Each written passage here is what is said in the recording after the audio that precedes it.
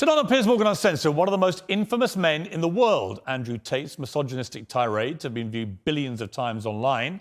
He's now been effectively banned, though, from the internet. He doesn't think that's fair. Tonight, I'm going to try and work out if it is.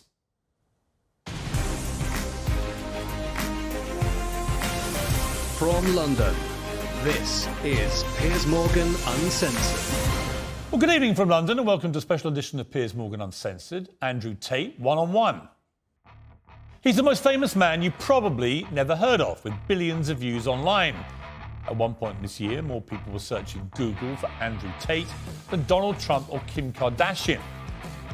A former professional kickboxer, he was kicked off Big Brother in 2016 after a video emerged of him striking a woman, in what they now both claim was a consensual sex game. He's since made millions as a pornographer and casino owner in Romania, but it's his online videos that have made him notorious across the world, posing as a playboy with fast cars, cigars, weapons and cash. He rants about his often scandalous views on women. Or instruct a female to provide sustenance. Cook. So I think my sister is her husband's property, yes. Tells young men they can get as rich as him by paying for his digital life lessons.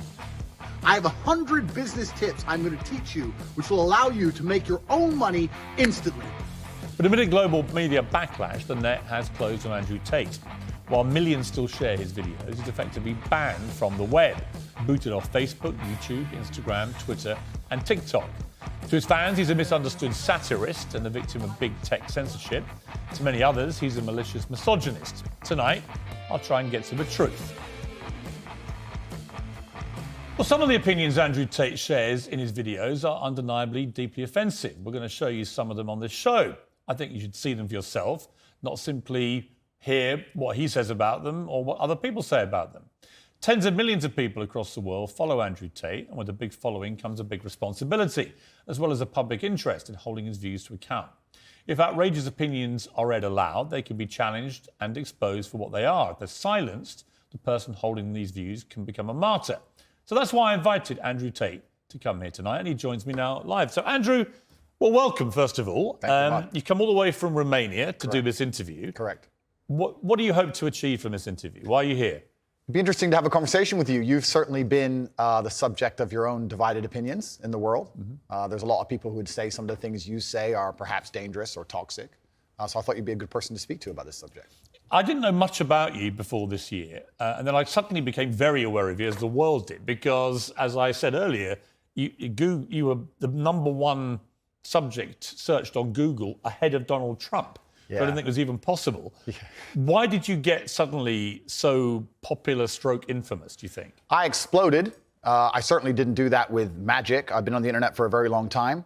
I think in the world we live in now, as the other side, the people who disagree with me, as they get more and more tyrannical in their censorships and their hate mobs, etc., as standard masculine practices are deemed toxic, I didn't put a magic spell on everybody. I managed to accumulate a large amount of affinity with the male populace across the Western world because I'm simply saying things that many men believe, think, and feel. The problem I would say is I want to play you just a clip off the top. This is from Joe Rogan, who's somebody I absolutely love. Sure. And I think it explains to me what I presume my issue with you is going to be, right? Correct. And you have absolutely got the right to try and persuade me otherwise. Sure. But Joe Rogan said this about you.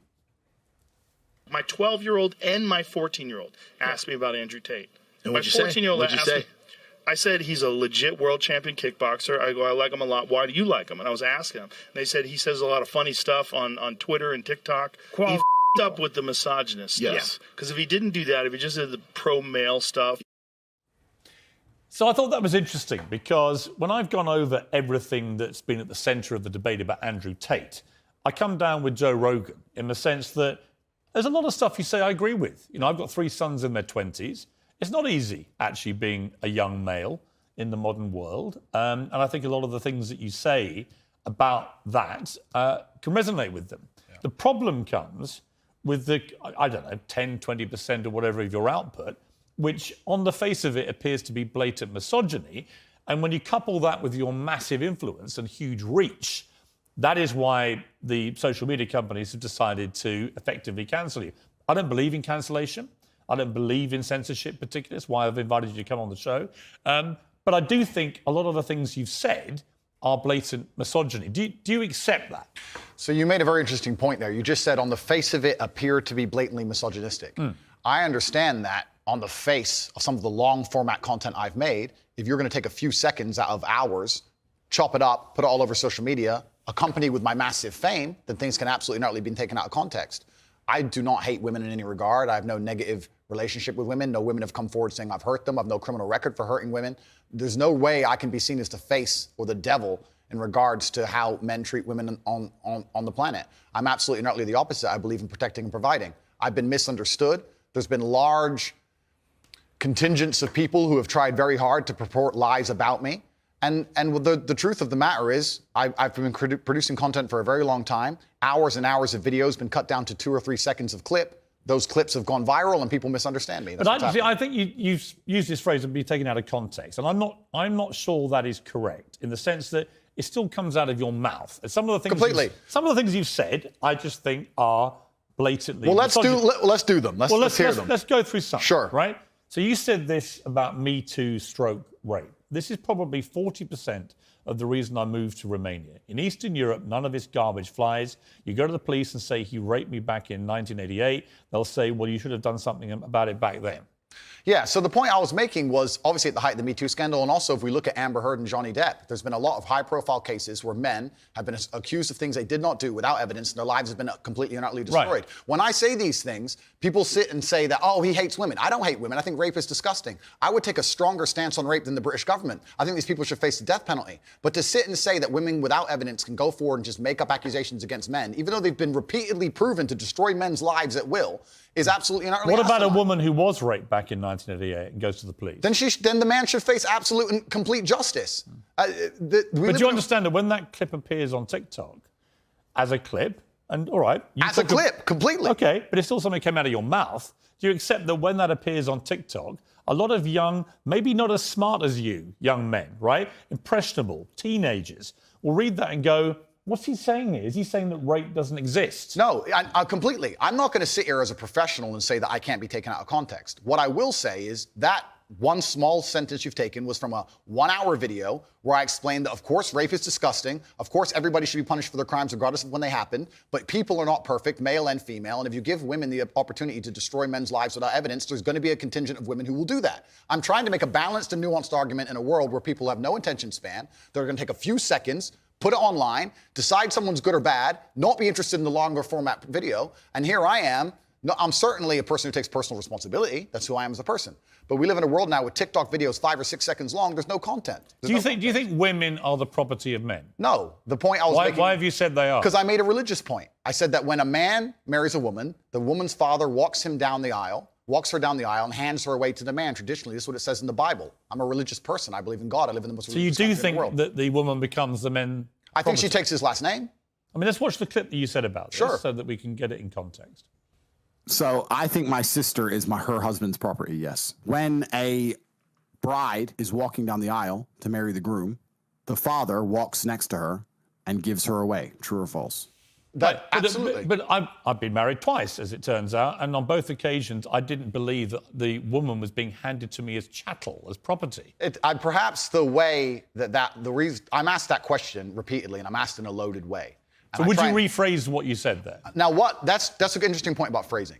The way I would say things before I was famous, I have to take personal responsibility and accept that if I make a video that 500 people see and 1% of them misunderstand it, that's not a problem. If I make a video that 5 million people see and 1% of them understand. So specifically on that point, I think my sister is her husband's property. She took his last name. She married him. She wanted to join his family. She has said it herself. Right. So she's still a sovereign individual. She's absolutely not a sovereign individual. Property means that the husband owns your sister. Listen, my friend, if we want to argue about this, you need to go back to the Bible, to the Quran. You need to argue with religious leaders. No, I'm not talking about anything in the Bible or Quran. But that's what it says. No, I'm asking you what you think. I think that if a woman marries a man and she decides to take his last name, that they have different roles and responsibilities within that marriage, and I believe that. That's not the question. I believe the father. I am. The father hands her. Don't behave like a politician. The father hands her to the man. Right, but don't be a politician, because I think you're a straight talker, Sure. right? You keep telling me you're a straight talker. I think my sister is her husband's property. Do you regret saying it like that? I understand that with my newfound fame, perhaps it could be phrased differently. However, I still believe that a woman is given to the man in marriage. That's what I believe. Yeah, but not as property. No, the property is the word that other people use when they ask me the question. But as an equal partner in a loving union. That's what marriage actually means. It doesn't mean that when you get married, the woman is given to you as a bit of chattel. Agreed. So why say it? But that's the way that people ask me the question. People say to me, they ask the Oh, question. hang on. You can't blame people for asking you questions. Surely, if you want to be accountable for what you've said, you've got to own your responses, not blame the question. I own the response. Like me asking you a question now and you say something and then say, well, actually, I blame you for asking. I understand, Piers. Piers, I understand. I believe the woman is given to the man. I believe she's given away by the father. I believe she belongs to the man. So fundamentally, all right. So fundamentally, you do believe that a woman becomes a man's property at marriage. I believe she belongs to the man in marriage, correct. Right. Oh, you see, that to me is misogyny. And you're entitled to your opinion. Right. But do you not understand why people think it is misogyny? I understand why some people can be very offended by what I say. What they do is they take a point like that and they ignore all the other points I make the other way around. Yeah, but that's why I've repeatedly asked you about that line to see if you've changed your position. But the reality is you haven't. It's not about changing positions. I'm a full-grown adult and I stick by the things I say and I'm responsible for them. Which, by the way, is fine. Absolutely. But you did say at the start of this little exchange, you said, I wouldn't maybe say things the same way now that I did before I was famous. And yet, actually, you've doubled down and said exactly the same thing. On certain points. So that is what you believe. That's my point. Yes. I'm trying to work out, look, I don't know you. We've just met, right? Yeah. I'm trying to work out who Andrew Tate is and what you actually believe. I don't want to twist anything at all. Then let me make it very, very clear to the camera. I believe a woman is given to the man in marriage. I believe that. I also believe a man has a duty to protect and provide for her. I believe a man should lay down his life if something happens or his wife's life is threatened. I believe that women and children first are on the lifeboats. But men, I believe that men. But a man doesn't own a woman. It's not. No. It's okay. Unless they literally buy them as a slave. Well, obviously, we're not talking about that. We're talking about religious, biblical marriage. We're talking about something else. Yeah, but I'm a Christian. I don't believe that I own my wife. Do you believe your wife was given away to you when she took your last name? I believe that there is a process where a father traditionally walks his daughter down the aisle and hands his daughter to this man, and they stand there and become a union of two loving people in a partnership. No, because there's no ownership involved. I didn't say ownership. He's not selling her. The father of the bride isn't selling his daughter. No, absolutely. Well, that's what property means. She becomes a member of your family. Is it? I think we're arguing over semantics. We're not, though, because fundamentally, I don't believe a man owns a woman. You do. Well, I don't think a man owns any sovereign individual. I don't think we live in the world of slavery. I don't own any men or any woman. Right. Nobody owns When anybody. you use phrases like property, that's what you imply. I understand. And so my point again is, you're a smart guy, right? Correct, There's no denying that. You're smart, you're a good talker. I've seen a lot of the stuff. But what I don't think you quite fully understand. No, I understand very well, when Piers. young, impressionable people who are not as smart see things like, I think my sister is her husband's property, yes, and you've just reaffirmed that belief, they think that they have the right to own women. I understand that very well, Piers. That's why people think you're a misogynist. Completely. I understand all of this very well, which is why when you're saying I was backtracking, I'm not. Do you have any regret, though, over the way you phrase this stuff? Well, this is the point I was trying to make. The point I'm trying to make is, when I was not nearly as famous and I was making long format content, I was not sitting there anticipating I'd become the most Googled man on the planet and that a few seconds could be taken out of context. That was not my anticipation. No, but it's still what you believed. It's what you believe now. So what's the difference? It's not about, you're asking me, you're saying that young people who are impressionable. If you said to me, look, Piers, honestly, I've had time to think about this and I wish I hadn't said it, I don't believe that. That's one thing. Actually, you've said the opposite. You said, actually, that's what I think, yeah. I think that when it doesn't really matter whether you recorded it when you're famous or not famous. It's what you actually believe, right? I believe that a man has a duty to protect and provide for a woman. I believe that a woman's father gives her away to the man. That's what I believe, and that's in my marriage. That's the circumstance I'm going to live under. If people want to live in a different scenario, that's completely theirs. Their prerogative. You went on to say about authority over women. If I have a responsibility over her, I must have a degree of authority. Yeah. For the same reason, if I have responsibility over and people are going to use their mind, it's an example, an analogy. Responsibility over a child, I have to have some authority. Yeah. So you believe as part of your ownership or your property of the woman, you have authority over her. No, I believe if you have That's what you said. I believe if you have responsibility over something, you have to have a degree of authority or you can't be responsible. Yeah, but authority means, again, that you're the boss. The point I'm making, if you'll please let me finish on this point. The point I was trying to make was talking about the safety of a woman. She was walking alone at night. And I was saying, well, I wouldn't let my woman walk alone at night. And they said, well, you're not in charge of her. You don't get to decide what she does. I said, I understand, but if I'm responsible for her safety and I'm the person who's burdened with making sure she is safe, I have to have the authority to say, don't put yourself in unsafe situations. The two things are linked. Well, you don't have authority. You have you can absolutely have the right to say to the woman you're with, I don't think you should, but ultimately... If she decides, then I can't force her. Right, so authority implies that you have the ability to control someone. No, authority implies that I have the moral right to sit and say that that's an irresponsible thing to do and I'm responsible for That's not what authority means. Well, I'm not going to... If you think I'm going to lock somebody up in their room, is that what you're implying? No, I don't think you know what authority means. I know what it means. I'm saying that if I just a different description of what authority means. If I have responsibility for her safety, then I have to have the authority to tell her not to do unsafe things. Yeah, but authority means that you have some form of control over this woman. I think what you're trying to do... I'm only trying to get to what you think. Honestly, I am. I come with no agenda here at all. I understand. And I'm explaining very, very clearly. If I have responsibility over said subject, I have to have authority of it. So let me say you have children, right? Right. You have responsibility for them. No, I have legal authority over my children. That is very different to having legal authority over my wife or my female partner. Completely. But the point I'm trying to make... So you accept that? I accept that... Because you used the analogy of responsibility for a child. My friend, these are very... These are actually really important things. They're important things, but you interrupt me every 5 seconds. So it's hard for me to actually explain my point. The point I'm making here is very simple.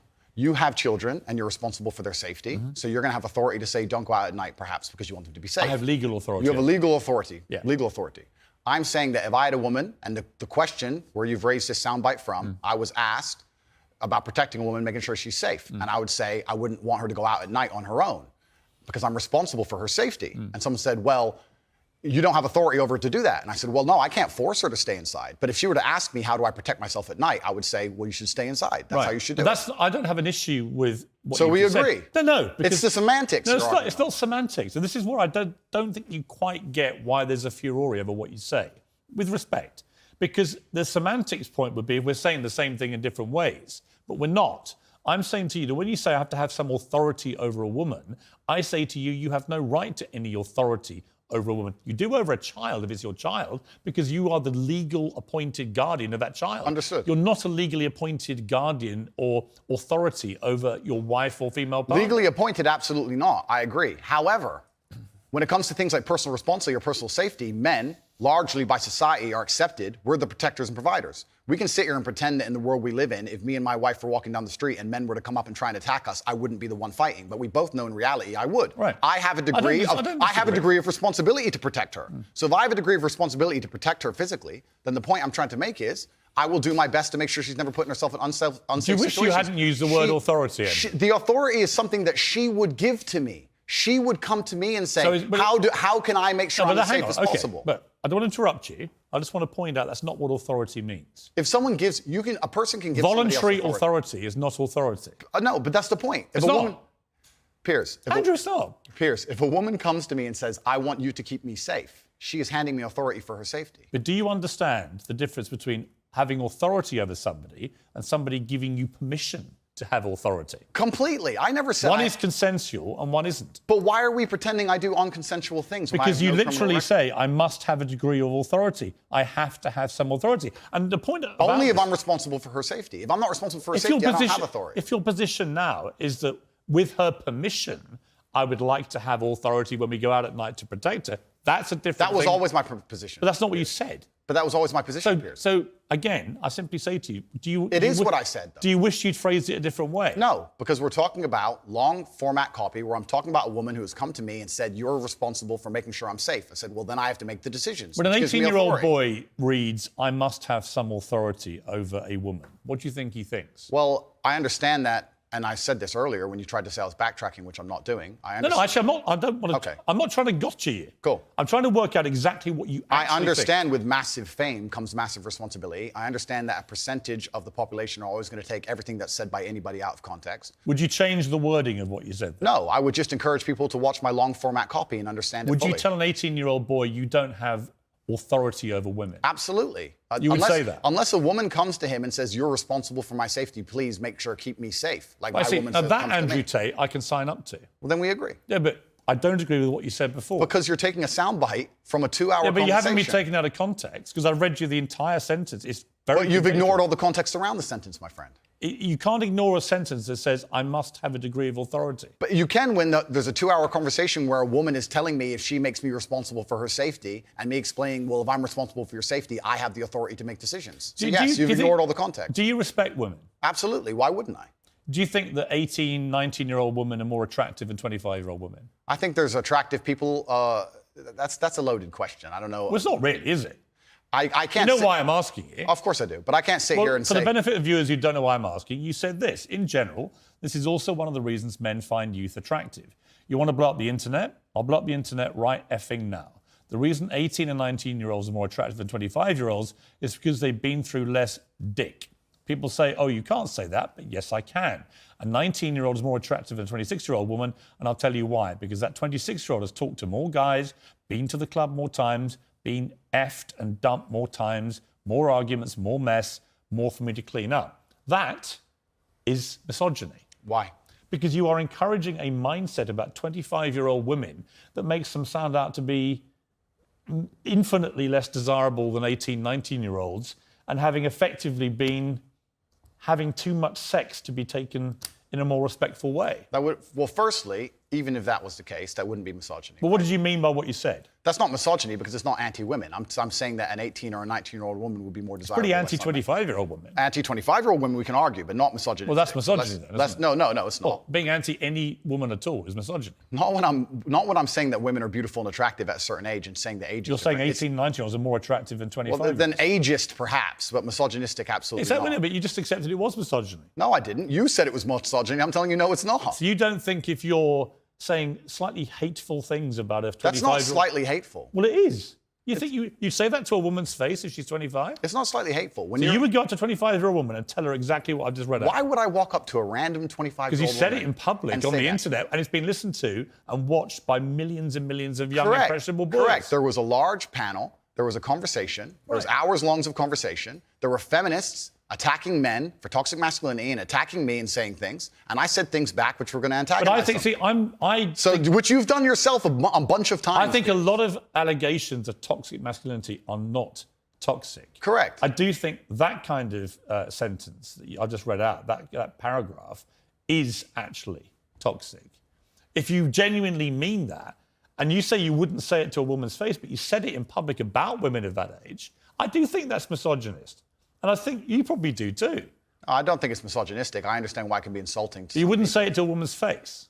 Well, it depends. You're making out like I'm walking around the street going up to random 25-year-olds. Well, effectively, you're doing it to tens of millions of people online. There's no difference. Not at all. We're discussing a topic. We were discussing the ideal age of a man. Should young boys, right, in their teens, are you comfortable that they would have that mindset?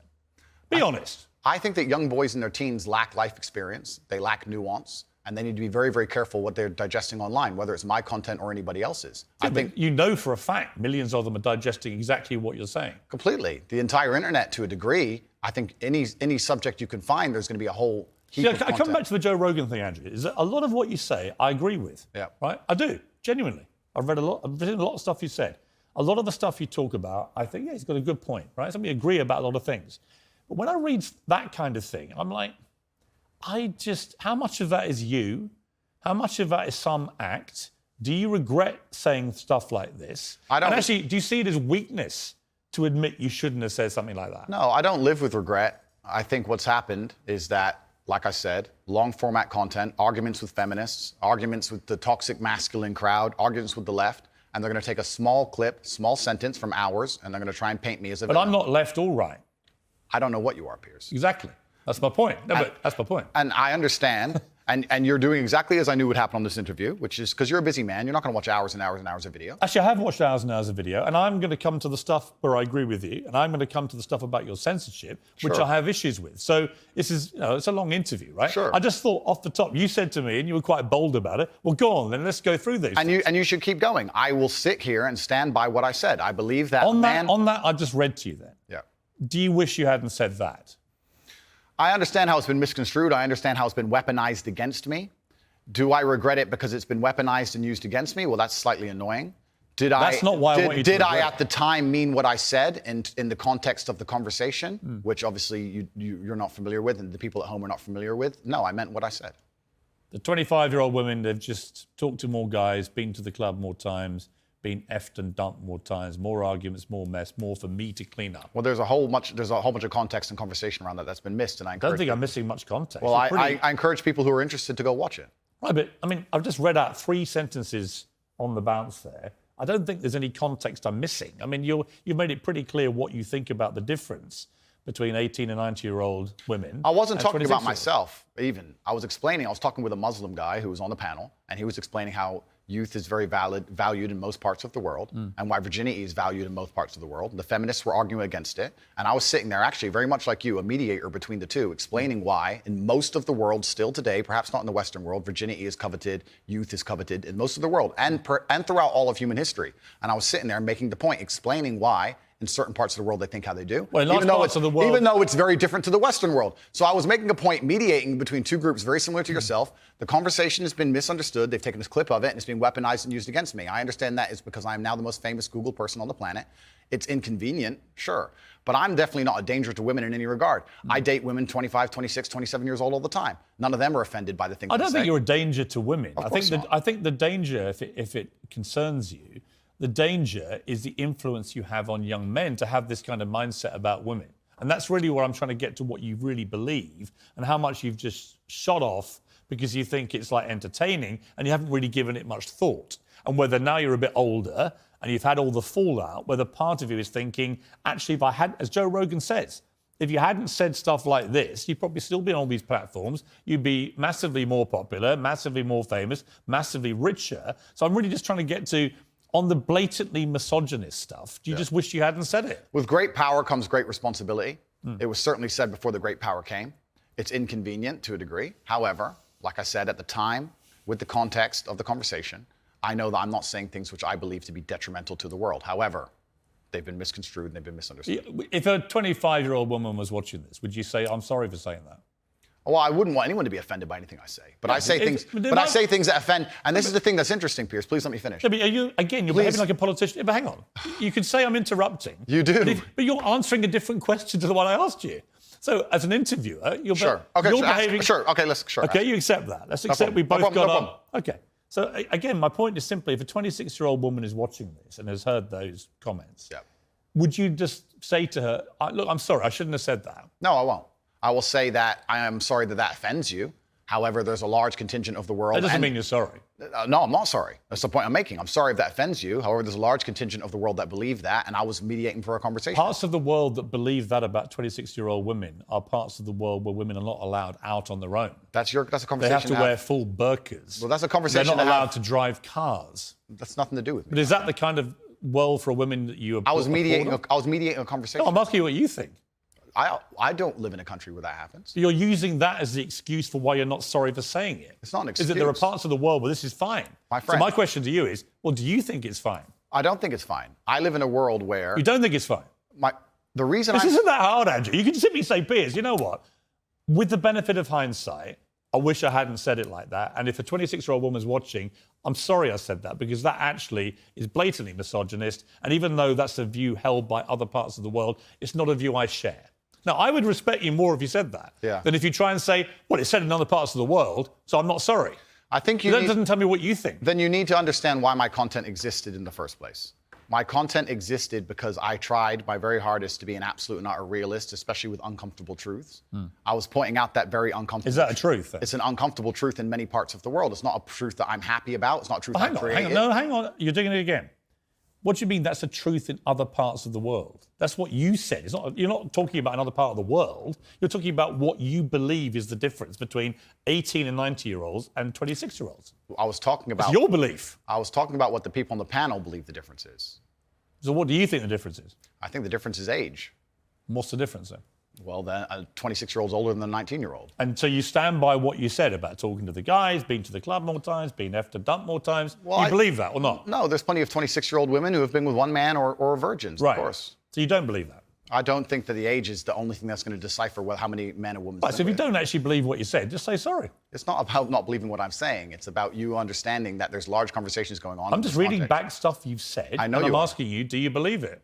I believe that it's more likely a 26-year-old's had more partners than a 19-year-old. Right. You don't know that. I don't know that. You're right. In fact, there could be absolutely no evidence for that whatsoever. Completely agree. So why say it? Why stigmatise all 26-year-old women? It's not about, we're repeating ourselves here. Well, not really. I'm just trying to get to what you actually believe. I believe that men find youth attractive in general. I believe that in the context of the conversation, 25-year-old women aren't old. I agree with you. They're not, especially I'm old. I'm a lot older than that. The point I was making was part of mediating a panel, a conversation between feminists and some Muslim guys. I get it. Okay, I get it. good. But So you you want- understand why I said the sentence. But as far as I know, you weren't espousing what a Muslim man might think. You were espousing what you think. I was espousing what the people on the panel believed. But you were saying what you think. I feel like you're trying to pin me down. If it's not what you believe, just say, I don't believe that. What part wouldn't I believe? Well, you tell me which part you don't believe. There's the sentence. Which part would you now say you don't believe? I believe that 25-year-old women perhaps have had, because they've been alive longer, maybe have had more partners, but I don't believe that makes them a bad person. Right. But you understand that the way you phrased it makes every 25-year-old I woman understand. feel a bad person. No, I don't think so. Of course you do. You're not stupid, Ad. Come on. Piers, Andrew, you're not stupid. You know what that sounds like to any 25, 26-year-old woman. completely. And you're Right? So you have maligned every 25, 26-year-old woman with that statement. And I'm simply asking you, to all those who are not of the type of women that you've described here, are you sorry? I don't want anybody to be offended by anything I say. I want to be a positive force in the world. I don't want anybody to hear what I say and make them feel bad about themselves. I want all people to live righteous and good, whether they're male or female. And anybody who's You lead a offended- righteous life? I think I do, yeah. Do you? Yeah. You boasted openly of having 6, 7 partners at once. So is that righteous? I'm not taking there's no moral view from me. Simply asking you what you think righteous means. I think righteous is living true to your heart and knowing that you're doing good by people, not snaking anybody, not lying to anybody. I know I live a very righteous life. Have you ever been in love? Yeah. How many times? Plenty. I believe in love between men and women. I I mean, think- real love, you know, where it's... Yeah. I believe- How many times would you say? Enough. I believe men and women are a beautiful union. I think we're slightly different, but when we work together, we're the most powerful force in the world. How many women have you loved? I don't know, Piers. A few. Give me a ballpark. 5, 10, 20? Let's say You don't forget how many people you've been in love with. Come let's on. say 10. I mean, I've been in love, and I certainly believe that men and women, when they work together, it's the most beautiful force on the planet. I believe in family. I believe in children. I believe in. If you believe in family and children and love, Yeah. why are you single? I'm not single. Well, you're not married. That's what I mean. Well, if I was married, the last thing I would do is advertise it to the feral psychopaths on the internet. So I'm not a feral psychopath. Well, that You can called me be- friend earlier. can be debated, Piers. But the point the point I'm making as a whole is that all of these. Do you want to get married is my point. No, but let's please for a You second. don't or you do? Let's please for a second, because you've interrupted me so many times I've failed to. Well, actually, I've only full answer interrupted you, out. just to be clear, when you've actually answered a different question. Cool. Well, then on all these points you're And you've making, admitted that. on all these points you're making on repeat, you're taking these sentences and on repeat you're using you're weaponizing them against me. I'm I not understand. weaponizing anything. Okay, it's fine. No. The You're point- weaponizing the weaponizing, which No doesn't problem. exist. No problem. But You said to me, come on, bring it on, read out all the things that you think are blatant misogyny. All I've done is literally read out all the things we identified from all the research that I thought were blatantly misogynist and Understood. given you the chance to respond. And the only time I've interrupted you is when you've tried to answer a completely different question. Understood, Piers. But these things were said in large context where often I'm talking about how, for example, on the same podcast where you've read one of them sentences from, I was talking about how it's a man's duty to die by a woman. And the guy asked me, he said, if 10 men with knives attacked your woman, wouldn't you just... I said, yeah, I'd stand and die. I'd never just run away because I have a duty as a man. I must die on the spot to protect her honor and my honor. I'm talking about a man having responsibility to his duties. I'm talking about the old traditional ways of masculinity. And what happens is a few sentences from such a long conversation is taken and used against me. I understand that. So I want you to understand that I'm talking about protecting and providing for women. I'm talking about a man making Do you sure want a to get woman- married? No, but this is we have to all feed into each other, Piers. I'm talking about It's protecting. not a hard question. No, but I'm talking about protecting and providing for a woman. I'm talking about a man being responsible for her safety. I understand. So of course I believe in men and women. Of course I believe in love. Of course I believe in marriage. Of course I believe in family. No, but none The of that was idea my that I question. don't believe in the Andrew, idea that I don't believe in these things I is didn't crazy. ask you if you believed in it. I asked you if you're going to get married. One day, absolutely. You'd like to. If I'm not married already, I will be married one day. If I'm not, Well, you might be secretly married. I could be married. Correct. Why would you not tell me either way? Why would I advertise to the feral psychopaths of the world who have tried their very best to destroy me for an opinion about my private life and the things that are most sacred to me? Why Well, you would think I do if that? you said you were married, everyone would hate you? I don't know about people hate me. It's about me understanding that I'm a hard target, but I am very, very protective of the people I care about. Right. But you believe in the concept of marriage. Completely. That's what we were talking about the whole time. What do you think? We talked about a man giving a woman away. Okay. I believe in marriage more than anybody. In here's fact, my- I believe in marriage no, please. Okay. I believe in marriage in the traditional sense. I believe a man has a duty to stand up and be a real man. I believe that the problem with the world today that we are facing is that not enough men are sticking to the age-old ways of masculinity. Mm-hmm. I believe that me standing up and saying a man must protect a woman and provide for her, so he needs to make sure that she's safe. He needs a degree of authority to I have protect no her. problem with- But people do have a problem with it. I'm not, sorry. And that's the world we're in now. Andrew, I'm over here. Sure. I don't have a problem with what you just said. Here's where my problem comes, right? There are a lot of clips of you floating around on the internet, as you know. One of them has you saying, bang out the machete, boom in her face, grip her by the neck, shut up, bitch. In another, you say, slap, slap, grab, choke, shut up, bitch, sex. When people see those clips and hear you say misunderstand those them. things... Agreed. Well, I don't think that... It's not hard to misunderstand it. It is. You might say that it's consensual. Other people would say, whether it's consensual or not, that's a very ugly way to talk about women. Completely. Now let's Hitting watch. them with machetes. No, watch the whole video. It's a girl coming at me with a machete and me saying, here, slap the machete out of her hand. I She's understand. attacking me. I So you don't understand. understand. This is the exact point. I do The understand. No, people don't watch them in full. And this is actually what's interesting.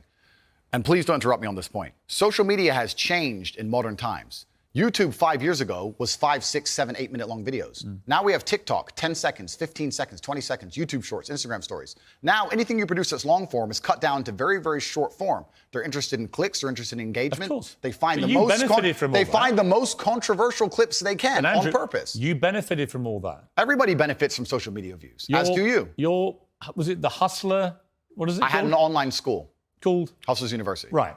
And their whole job was to promote your clips, make you rich and famous. So you've benefited from this system, the one you now profess to hate. You've benefited from I all never that. said I hated You've it. clickbaited like the best of them. I never said I hated it. I'm saying what happened. I don't hate it. I don't hate social media. I think it's a very powerful force. I don't hate the social media. I'm saying The point is, I think you can talk. Look, you can talk to girlfriends of yours, maybe a secret wife. I don't know. It's entirely up Or to you. two. Or two. Maybe you've got 10 wives. That's your business. I don't care, right? My only thing is, I don't care what you do in private. If it's consensual between you and another woman, you can do what you like, right? It's your life. I believe in freedom and liberty. It's when you say it in public, it's the influence that this kind of thing has on young men. Agreed. Right? And I speak to someone with 3 sons, right? Who are, by the way, they're intrigued by you. They're fascinated, right? You're a big thing in that world of TikTok and so on. So they all are aware of you and what you say. So they're all looking. And when they see things like the machete thing, I get the context because I'm a 57-year-old guy who's been around the block a bit, and I can get what you've said, and you responding to a particular scenario which you'd created where a woman... But it can be misunderstood. I understand. So my point to you is, given that you know it can be misunderstood, do you regret saying things like this on camera where it can be disseminated by less intelligent young males who think that is actually what they should be doing to women? And finally, we get to the point of the issue, which is the point I tried to make at the very beginning. When I made a video before I was famous that got 500 views, me being concerned that 1% of people will misunderstand it was not relevant. Where you start getting 5 million views a video, 50 million views a video, 1% of people misunderstanding Doesn't change what becomes no, it doesn't. But it becomes a much larger problem. I understand. So with great fame That's true. comes great responsibility. Right. So I agree. Would I now that Here's my I'm famous? yes. Do I say things the same way as I did back before I was famous? Absolutely not. Right. As neither would you or nearly any other famous person on the planet. So my Once you logical- become famous, you have to be a lot more careful with I how you understand. say things. I understand. So my logical follow-up to that remains, do you regret then saying it the way you said it? I can't live in regret by saying something before I was famous on a camera which barely anybody watched, and then I became famous afterwards. That would be a very asinine way to view the world. Do I can't live in. Do you stand by all those things? I can't live in regret because I didn't know I was going to become the most famous man on the planet. That regret would be the wrong word. Is it inconvenient? Sure. But I can't sit here and say, I wish I knew 6 years ago I'd be the most famous man on the planet and monitored all of my speech forever. That's asinine. You see, but one of the problems that people have with you is that they think you have a malevolent influence on young people. This was the excuse that was put out by the big tech companies. Excuse being the key word. Well, it may be, actually. You know, I intrinsically, I have a problem with censorship. I don't think Donald Trump should be banned from Twitter, for example, because the Ayatollah of Iran remains on Twitter and other social media platforms. And whatever I think of you, you're not the Ayatollah of Iran. right? So to me, there's got to be perspective here. And I don't understand the inconsistency by what companies like Twitter, how they treat the leader of Iran and someone like you. It seems to me they're much more draconian on people like you than they are with people who perhaps should not be allowed platforms. But generally, I don't really agree with no platforming people. But I think what's interesting talking to you is it seems to me like you have gone on a bit of a journey of self-awareness about the impact of some of the stuff you said in the past, and you have said you wouldn't say it again in the same way. Now, you may not want to express regret for that, but it shows me that at the very least, you have evolved to somebody who recognises that these can be quite damaging in the way that you said them. Completely. As a professional and as an adult, it would be stupid for me to sit here and say that now that I'm the most famous man on the planet, my words do not have more impact than they did before. With impact, with power comes responsibility, and things need to be worded in a very careful way. Now, when I do a long format interview, I have to sit there and consciously understand that any 10 seconds of that can be cut and used against me. So I have to be a lot more careful with how I say my words and how I construct my sentences. Of course, we agree with all of that. That's exactly what's happened to me. I agree with all of that. I don't want to be seen as a negative influence in the world. I know that there's a whole bunch of men. I get thousands of emails a week from men whose lives I've saved. I get thousands of emails a week from men who are on the verge of suicide and I've saved their lives. We're talking about... And by the way, I don't dispute that at all. You have almost certainly, I would think, from everything I've read about you, I think you have certainly been probably able to be very helpful to young men who have really struggled for self-confidence and all that kind of thing, right? Completely. I'm completely prepared to accept that. But there was also, I think, quite a disturbing piece that BuzzFeed did. And it talked about the negative impact of young, impressionable male minds when they've read or seen some of the more inflammatory things you've said. And they quoted, for example, Sandy, 22, from Washington. My father's gone from a man who minored in women's studies in college, who was kind and in touch with his emotions, treated all people, men and women around him, with kindness, to a man who says that whenever he sees an effeminate male stranger, he gets an overwhelming urge to murder them. He loves podcasts. He listens to a lot of podcasts. I know he's listened to Andrew Tate. Whoa. Let's stop for a second. Let's be professional here, Piers, because you're a professional, as am I. First, she said, did you say that my father went? She said, my father has gone. Her father. That's a full-grown man, firstly. So we're talking about my impact on children. You just talked about a full-grown man here. Secondly, I've never talked about murdering effeminate men in anything online ever, in any context ever. So I don't know why they have taken some random person I've never met in the world who's full-grown, an adult, and come to their own conclusions who I've never met and lumped his name in with mine.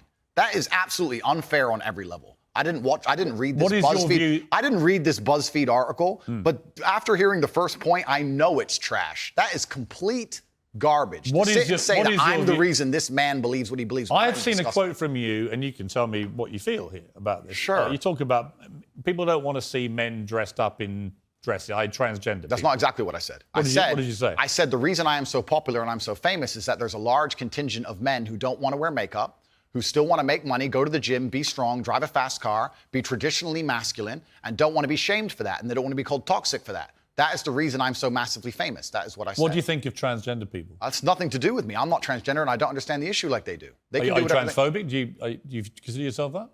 Transphobic? What? Afraid? Well, it kind of, yeah. You have I don't live in fear, my friend. I have no problem. Do you have a dislike of transgender people? I don't know any transgender people. But do you have a dislike of what they stand for, what they are? No. Why would I? I don't know. That's not my issue.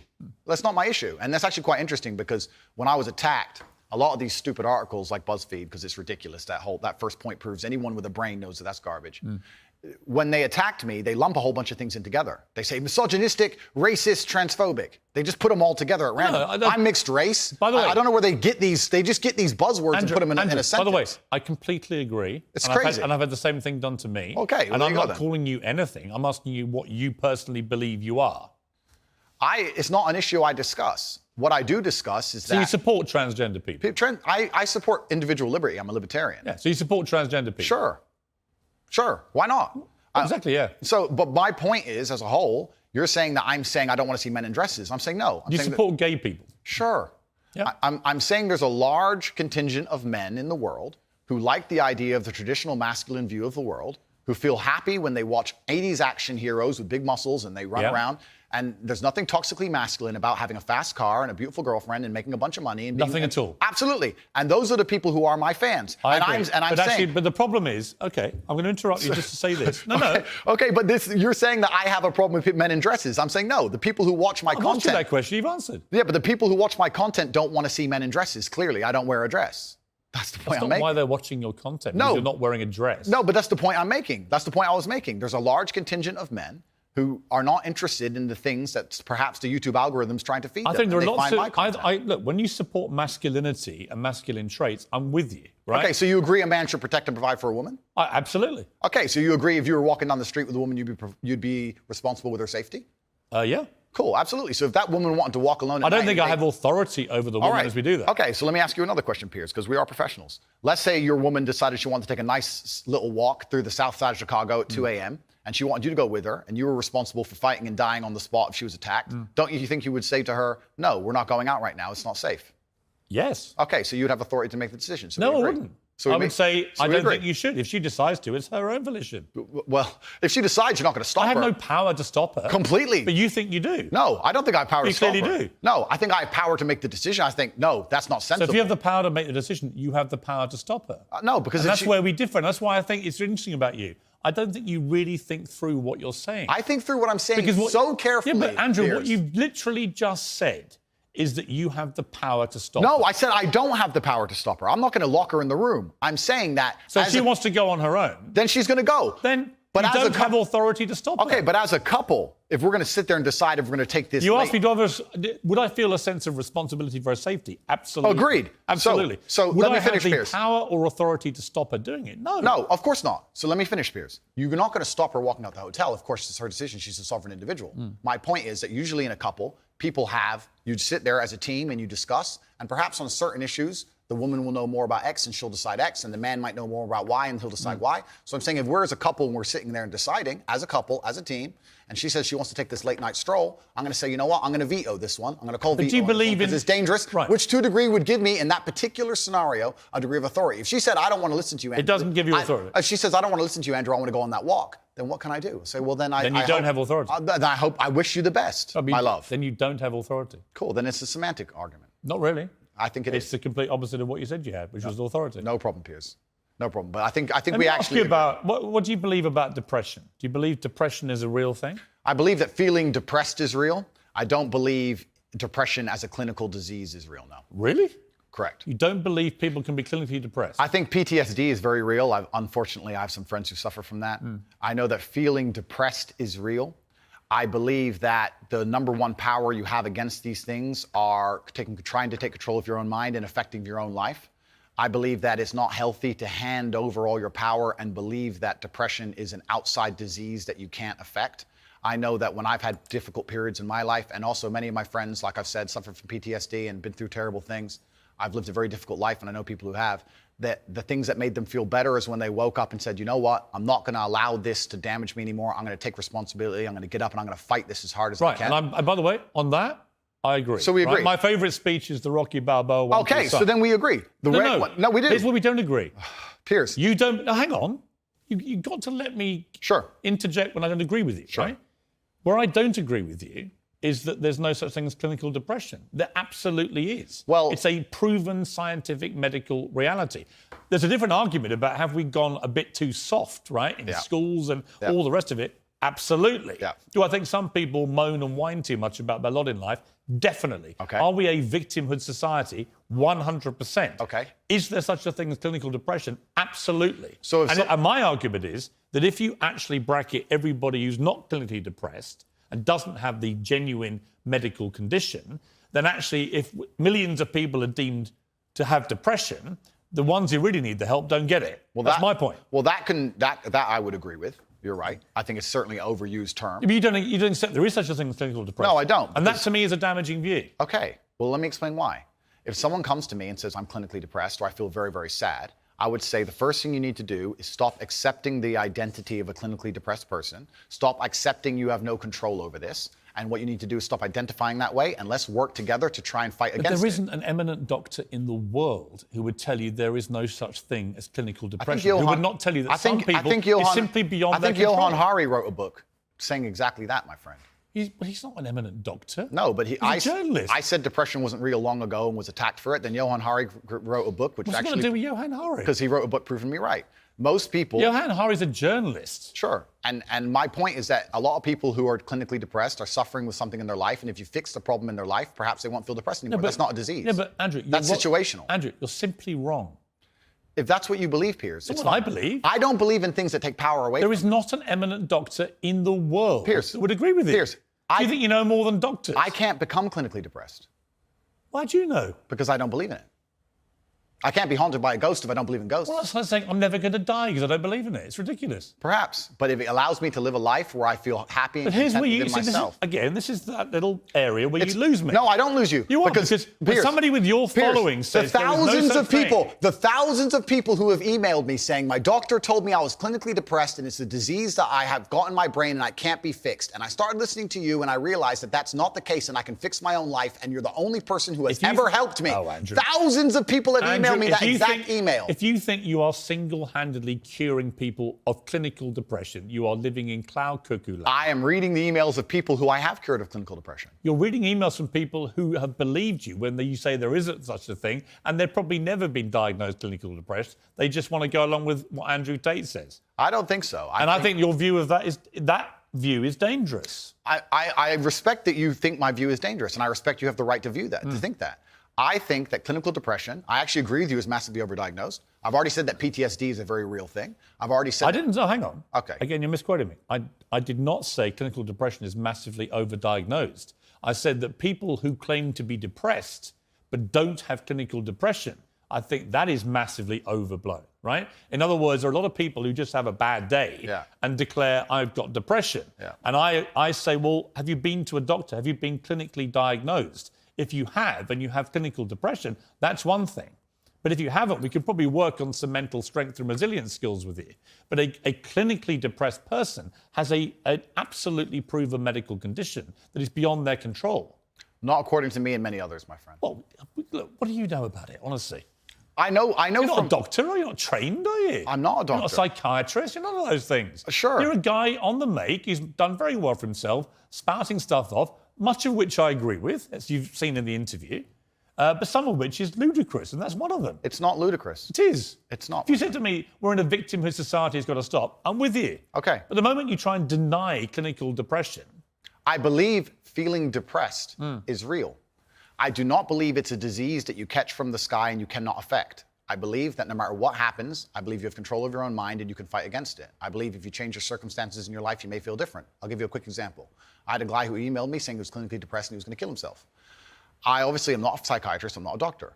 I told him, because I replied to my emails. I said, have you been to a psychiatrist? He said, yes, I'm clinically depressed. I've been on these pills, this amount of time. I'm on antidepressants, it doesn't work. I said, I don't know what to say to you besides this.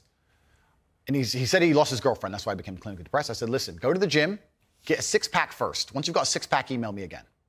If you still feel like killing yourself, I don't know what else to say to you. But I'd say, strong body is a strong mind, go train. He went, he started sending me progress pictures, emailing me him getting in better shape, and eventually got a six-pack. He's now a professional bodybuilder. And he said, I can't believe I was considering that. I feel so much better, etc. The doctor was telling him he was clinically depressed and couldn't cure it. He started taking control of his own life, and now he felt better. Now, I'm not saying it's the case for everybody. No. I'm just saying. Here's my question, though. Have you seen the guy's medical records? Of course not. I just told you the So story. you're just taking his word for it? I am taking the word of a man who emailed me with a bunch of medication and specific doses. You're denying proven science because one guy writes to you who you help and you've not seen any evidence he ever had clinical depression diagnosed. I'm denying the idea that... And on the back of it, you go on your rants in public to tens of millions of people denying something because this guy writes to you and says he had it and you cured him. And I think that's a dangerous mindset, Andrew. That's fine. And that's where you don't have a responsible view of your influence over Disagree. people. It's very responsible because I'm saving people's lives. I disagree that if you feel depressed, I disagree that you cannot affect it and change your life and take control and fix yourself and feel happier. I disagree with that. Do you think I refuse to accept that there are people out there who cannot become happy, contented individuals. I refuse to accept we live in a world where God has created people who, no matter how hard they work and how good their life becomes, can't be happy. I don't accept that. I accept that the universe is a very giving place and that God loves all of us. And if you try your best and you work hard, you can become a better person. And I also will argue with you, and I'll counter the point, that you sitting here on your platform telling people they have clinical depression, there's nothing they can do about it, is far more dangerous. Okay, well then, if they have clinical depression... Why do you misquote me? No, because you're saying... You hate being misquoted. No, you're saying if people have clinical depression, then I never said there's nothing to do about it. it. They go to a doctor and they get diagnosed and they get help. Then I would argue the point that if It's the somebody... complete opposite of what you just said I said. I would argue the point that if somebody has depression of any kind, whether it's clinical, whether it exists or not, whether they feel depressed or not, whatever, that taking control of their life, taking personal responsibility and working hard is always going to be the positive, best thing they can possibly do for their life going forward. How and the people positive going is around it? them. So sitting here saying, I don't believe in clinical depression, you don't believe in depression. No, I don't. I believe that people can take control and fight against things. Right. I believe in personal sovereignty. Right. Fine. Good. So we agree. No, we don't. Yes, we do. No, we don't. Piers, you're on my side. You're afraid of being cancelled along with me. As I said to you from the start, That's all I it is. agree with a lot of what you say. Completely. So we're But talking I'm about... taking you to task over the stuff I don't agree with. Sure. And I'm just not sure you understand why it's wrong, which is in itself quite revealing. Let me talk to you about Alex. Let me talk to you about Alex Jones, right? Who I have a bit of history with. He tried to get me deported from the United States. Oh, did he? Yeah. What is your view of Alex Jones? I think that Alex Jones is a sovereign individual who, very much like the rabid left, deserves a chance to speak on his points of view. I think that the truth on issues is usually somewhere in the middle between two extremes. And So you think Sandy Hook was staged? I don't know anything about Sandy Hook. Really? You know he's just been sued by the families for millions and millions. I have no idea. You don't know anything about it? No. So why would you support someone in public when you know nothing about the most infamous When thing have I attached to supported it? him in public? You have supported him in public. I've been on his podcast. Yeah, but you said nice things about him. I say nice things about lots of people. What do you think of Alex Jones? I said nice things about you, Piers. That's fine.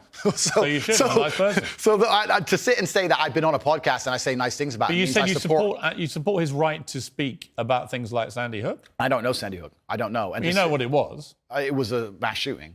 of school children. Okay, but to sit and he, it's actually no. Let's stop for a second. Please don't interrupt me. Here's why I know why you're good at your job. First, you interrupt people a lot, which is good. It's a good skill, Actually, and then there you go. Prove me right. But here's exactly and the timing's good. Here's exactly what I do.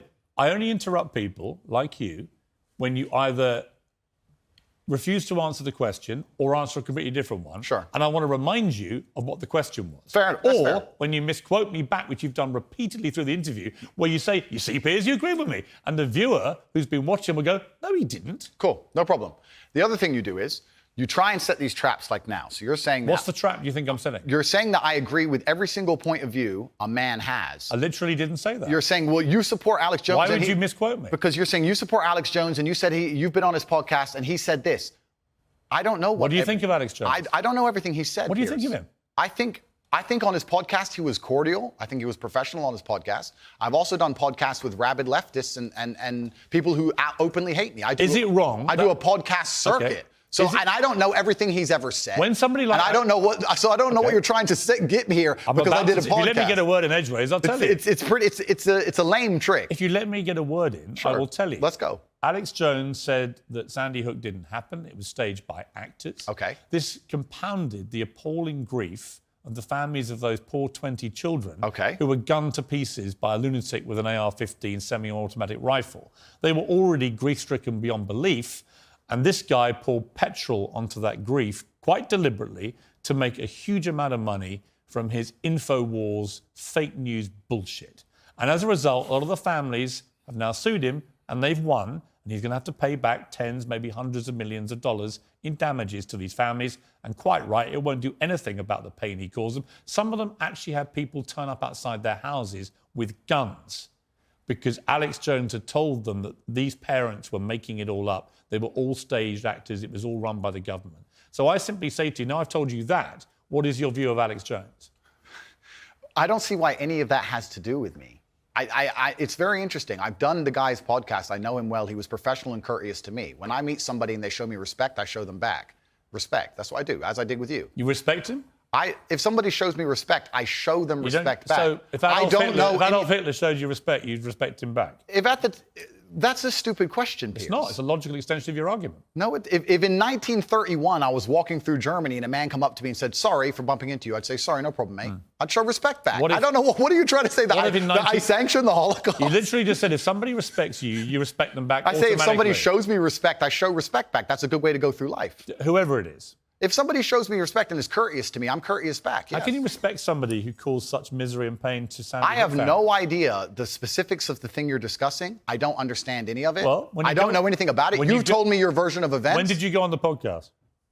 I was on the podcast about four times in the last 4 years. I did one So relatively recently. So four times you went on Alex Jones's podcast. Correct. Promoting him, helping him make money. I don't think it was promoting and helping him because, Well, it's his podcast. well, yeah, but I've been on the podcasts of people who absolutely hate me. I've been on liberal left-wing podcasts. I've been on feminist That's podcasts. fine. And no, you just sat here saying I would like you to agree, perhaps we can agree on this point, that I'm not a feminist. I go on feminist podcasts.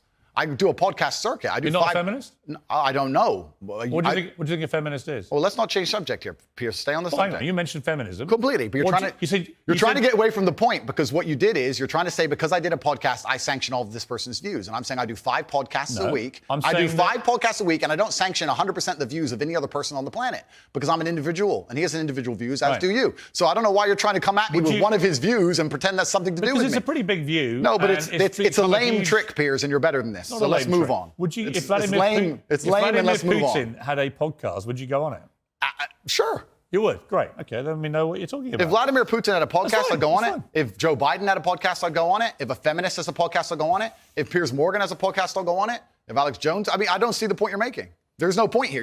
You're digging, but there's nothing to find. Well, I'm not. I'm taking your position that if somebody shows you respect them. I think that I'm saying there are lots of people in the world I do not respect. If Vladimir Putin showed me respect, I would not respect him. that's your opinion. But No, it's my view. What's okay, your that's view? your view. Well, Your view is you would. You're sitting here, Piers, saying that I'm on uncensored show, and in your intro you said that it's important that we don't have echo chambers and we have varying Correct. and that we have varying opinions. Correct. But then you're saying the people you don't like, you wouldn't go on their podcast. No. So you are a hypocrite. No, I I'm will not. go on anybody's podcast I and don't think you discuss understand. any point. I don't think you understand what censorship means, do you? Like a lot of words we've had problems with today. You're just saying you're just What do saying. you think censorship means? No, but the point I'm trying to make here. Hang Piers, on.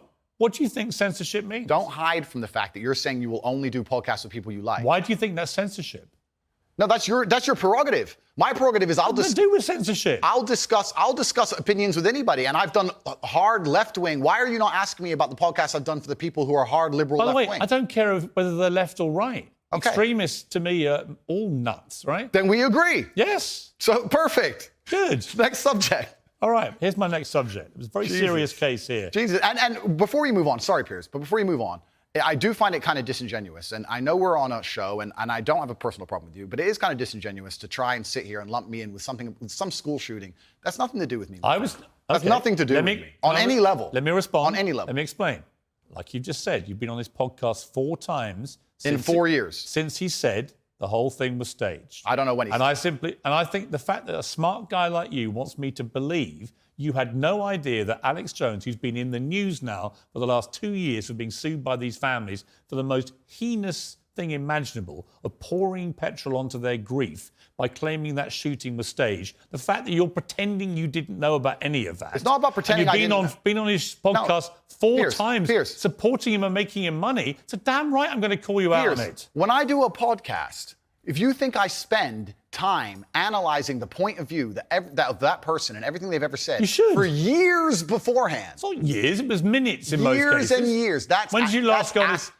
When did you last go on his Piers, podcast? You trying to lump me in and attack me for a person whose podcast I do having a view is absolutely childish.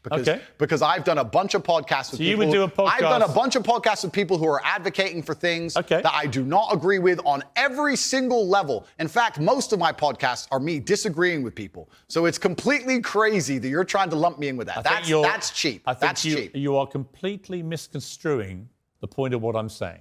I think deliberately. No, what you're trying is a cheap trick. And I'm just making it clear to the It's not a audience. cheap trick. It's a I'm just cheap curious where your moral line is. It's a cheap trick. Where's your moral line? I disagree with the points of view with the majority of the people I do podcasts with. So it's a very cheap trick you're trying here. So when I don't know people where it's gonna invent vile things to make themselves rich off the back of families of little kids who've been blown to pieces with a machine gun, or a semi-automatic version of a machine gun, I think that is actually a line I wouldn't cross. I wouldn't be happy to go on someone's podcast when they've been responsible for doing that. It's not about political views or differences of opinion over facts. It's about somebody deliberately inventing a pack of lies to compound the grief of families.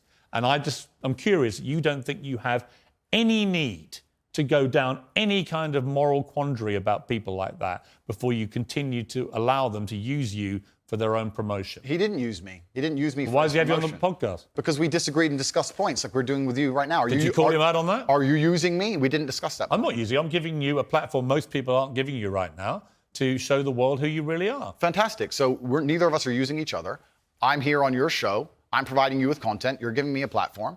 And nobody's using each other. It's mutual. We don't agree on a whole bunch of issues. That's fine. And here we are. I think we've had a robust exchange. Yeah, just like I've done on nearly every other podcast. And if someone were to come and say to me in the future, there's something, heaven forbid, there's a skeleton in your closet, and someone were to come to me and say, you were on Piers Morgan's show, did you know he's X or he's done X? I would say that's absolutely nothing to do with me. Right.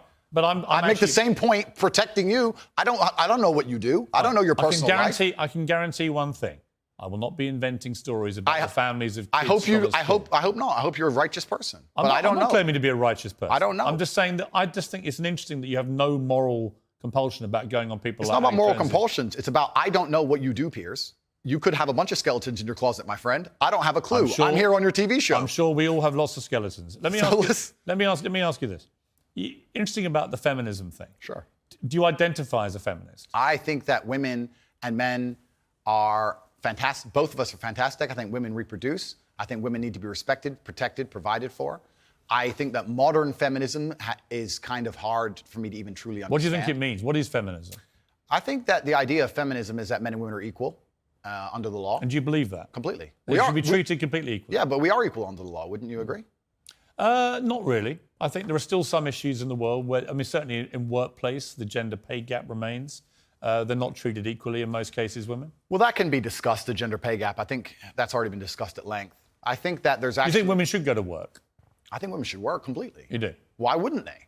Because in the parts of the country, of the world you were mentioning earlier, that have different views of women, they don't go to work. In the parts of the world that person from the podcast was from, for the point I made, yeah, they didn't. But I don't live in those parts of the world. I think women should be free to work if they choose. I think it's very important that the family unit remains. I do believe that in my personal view, the most important and respectful thing a woman can do is become a mother. I think that having children is a beautiful thing. But obviously, if a woman wants to work and wants to have a career, especially now with paternity leave or maternity leave, and she can manage to do both, why wouldn't I want women to work? I don't know why anyone would ever assume I don't want women to work or think women can't work, because I said that I should keep them safe sometimes. Good. No, but it's interesting because you have to look at this, Piers. It's interesting how people extrapolate. Andrew said that he's responsible for a woman's safety, and he said that gives him authority to make decisions for her safety, and that's been misconstrued, and he's a bad person. He believes that women are property. But now we believe that Andrew doesn't believe in love. Andrew doesn't believe women should work. I don't know where all of that comes from. Well, that's why I'm glad we've had a chance to discuss completely. I believe women are sovereign individuals, and they can make any choice they so desire. I think that it's important that we remember that a man has a duty. I think I certainly in my relationship have a financial responsibility to provide for my woman. My woman would never have to work unless she wanted to, because I'm the kind of person who works hard enough that she wouldn't have to. Should young men, though, all aspire to be like you? Should young men aspire to work very hard, have no criminal record, become multimillionaires, protect and provide for the women close to them, be sovereign so they can stand up and have their own points of view in face of cancellation, be able to not be mentally intimidated when they go on national TV and there's traps set up for them? Yeah, I believe that confident, strong men who stand up and protect and provide for women are a good thing for the world and a good force for the world. And I don't think that I put a magic spell on anybody. I think there's a whole bunch of men in the world who understands my value. And if men grow up to be like me, you're going to have a whole bunch of people with no criminal record, dedicated athletes, who protect and provide for the people close to them, are fantastic for the economy. And I'm certainly not the worst influence out here, Piers. You have Lil Nas twerking on the devil on music videos, which our children are digesting. You have drill artists singing about stabbing people to death in the middle of a knife crime epidemic. You have rabid psychopaths on whether the right or the left announcing violence on the other side. You have all these insanities in the world. And because I sit here and say I Yeah, perhaps. Now you've laid it out and it offended you. I understand. I didn't say it offended Okay, me. cool. I just read you the things. You read things that you said they could be offensive, and some people are offended. Well, some people definitely were offended. Absolutely, that's fine. And honestly, I think some of the things you said were genuinely offensive and misogynist. Okay, so they offended you. And like actually, I said earlier, so they offended you, No, which hang is on. fine. I said they offended you. You interrupted me, and now you're saying they offended you, which is fine. But the point I'm trying to make is this: I'm not the devil. There are certainly worse people than me, and I don't disagree and they exist. with And I'm saying that my core tenets for the people who don't understand me are self-accountability, so I'm accountable for everything I've ever said. My core tenets are responsibility, so I'm responsible for everything I've said. My core tenets are traditional masculinity to a degree, which involves protecting and providing for women. And I'll make another point here that needs to be said. The number of women who have stood up and stuck up for me is ignored. Thousands of women are making videos saying, I've met Andrew Tate, he's such a nice guy. I wish I had a man like Andrew Tate who felt responsible to protect and provide for me. You know what? I do belong to my husband, that's why I married him and I love him. We ignore the thousands of women who stood up and stood by me and said everything I said is true. And we're taking a very vocal minority who have taken the things I've said and are pretending to be absolutely and utterly devastated by them for some reason. All right. Time out. Sure. You've had a good run there. Sure. An inquest this week found that a 14-year-old girl, Molly Russell, died from an act of self-harm while suffering from depression and the negative effects of online content. The coroner said she was exposed to material that may have influenced her in a negative way, and in addition, what started as depression had become a much more serious depressive illness, and she very sadly took her life. That's absolutely disgusting. Right. Her father. It's terrible. Her father's campaign for better protections against potentially dangerous social media algorithms, right? It says that the particularly graphic content she saw romanticized acts of self-harm, normalized her condition, and focused on a limited and irrational view without any counterbalance of normality. First of all, what is your response to that? Nothing to do with you. That's the first thing. Yeah, it is nothing to do with me. The fact that a 14-year-old girl took her life is truly sad. The world we live in today is the world we live in. The fact that something like that happened is almost mind-blowing to me. That's truly sad. I actually feel sad inside to see something like that. This fact that they just said it's romanticizing the gory element. I don't know what she was watching, some kind of suicide videos thing. I don't know where these things are created. Do you think the tech companies should be much tougher about stuff like this? I don't know what kind of things she watched, obviously. I have to be a professional here. I think that the tech companies need to do their best to protect people, I guess, to a degree, but it's a slippery slope, isn't it? And then they use this slippery slope to silence some people and to Right, and I think it's a really fine line, and it's a complicated line. It is very. I was interested when you did an interview with the Times. Hugo Rifkin, he's a very good journalist. We did a big interview with him, and it was interesting to me his conclusion, because he kind of concluded that although he found a lot of the things he said awful and offensive, and he didn't like them, and he didn't want to be that kind of person that would say those kind of things, nor could he actually work out exactly what you'd done, which deserved mass wipeout by all the tech firms. I thought it was an interesting conclusion. I don't know the answer to that, other than the reason I mentioned the Molly Russell case, not because that has anything to do with you at all, and I reiterate that. Thank you. I simply ask you this. What has come clear to me in the interview is that a lot of things you say you wouldn't say now that you've said before. But I'd say them differently, perhaps. Yeah, right. So to me, that's an acceptance, not just that you want to get back on platforms, because maybe that was one of the reasons you were no platform, but that you've recognised and understood the potential harm to the wrong kind of impressionable mind by some of the things you've said. Would that be fair? I think that's 80% fair. I recognize and understand that with massive fame, you have to be more careful about being misconstrued. Like I said earlier, 1% of people misunderstanding you doesn't matter with a small audience. It matters with a very large audience. With power comes responsibility. I still believe the things I say.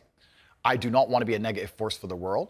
I also understand that I am a man who's lived a very difficult, nuanced life, and I am capable of making nuanced points that may be misunderstood by teenagers. However, that can be said about anybody and everything. Every opinion online can be misunderstood by children.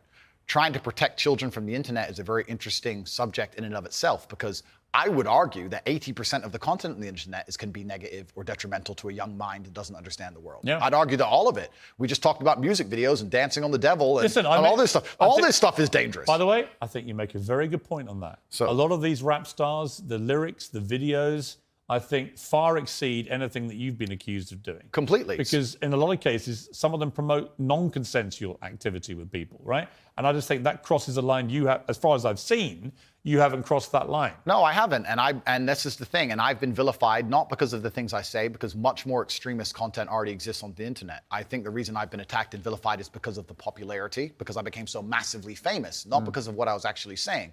So as a professional, I analyze that and I understand that, okay, I'm massively famous now and certain things have been taken out of context. However, I still do believe I'm a force for good in the world. And I'm not going to sit here Have and you say, changed, though? it's not about changing. Well, it is. We're all involved in an evolution. How old are you now? I'm 36. 36, right? I bet you're a different person to what you were when you were 26. Oh, that's and absolutely, 16, that's right? absolutely a fact. So we all change. And Mike, you keep talking about being a good person. Yeah. I think if you're honest with yourself, Yeah. that you can see why people found a lot of the stuff you've said problematic and misogynist. And I think you've recognised you wouldn't express yourself in that way again because you've understood that it's caused a lot of harm. And that's really what I wanted to get to today, was an acknowledgement by you that these things clearly were said in the wrong way, created the wrong impression if you didn't mean them the way you intended them, and can therefore have a malevolent influence when you have a huge following. Yeah, when you have a huge following, you certainly have to be a lot more careful about how you get certain points across. That's absolutely a fact. Andrew, I appreciate you coming all the way from Romania. Thank you. It's been an interesting conversation, and I thank you for having it. Cheers, friend. Well, that's it from me. Whatever you're up to, keep it uncensored. Good night.